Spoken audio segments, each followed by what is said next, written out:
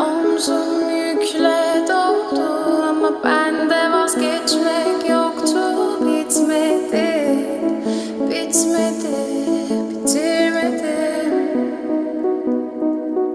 Ben özel değilim ya da öyle bir şey, ama sen varken hep böyle hissettim, böyle hissettim. Yanan her şey görünmüyor olmalı, bunu sen de hatırlarsın da artık